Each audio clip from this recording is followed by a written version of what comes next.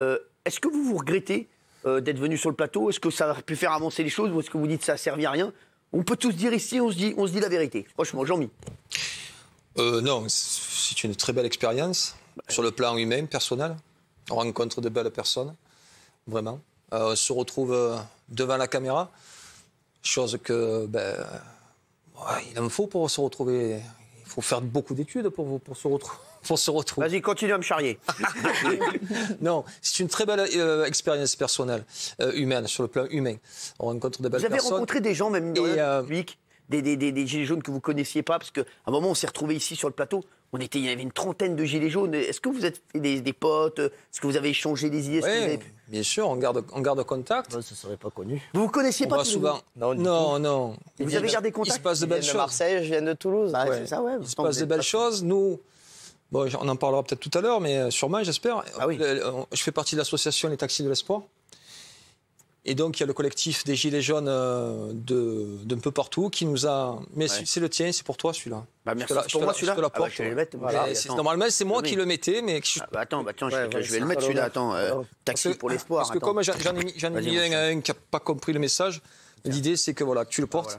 Donc, c'est Les Taxis de l'Espoir, Marseille. Ce qu'on fait, c'est qu'on apporte...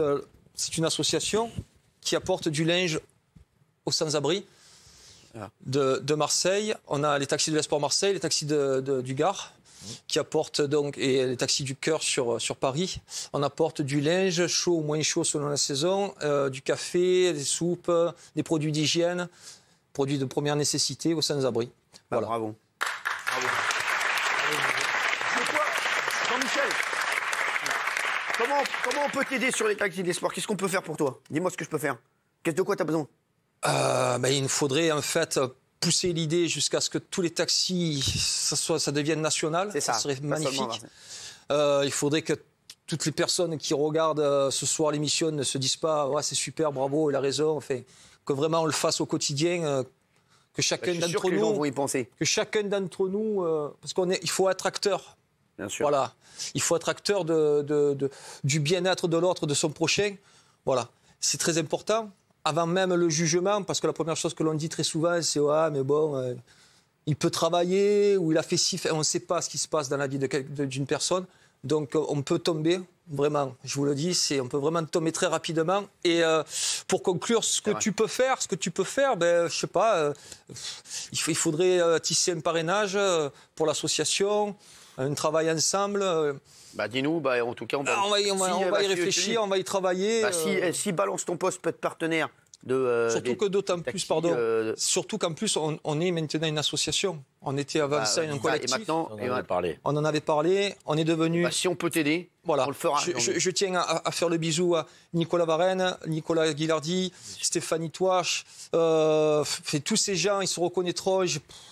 Par l'émotion, je n'ai pas les noms, mais un travail formidable du bénévolat. C'est du pur bénévolat. Et à savoir, je finis avec ça, c'est que les gens, les gilets jaunes, ceux qu'on décrit en ce moment comme des casseurs, comme des violents, on en parle beaucoup comme ça, ces gens-là se sont réunis, ils font des t-shirts. Je ne l'ai pas sur moi, c'est dommage.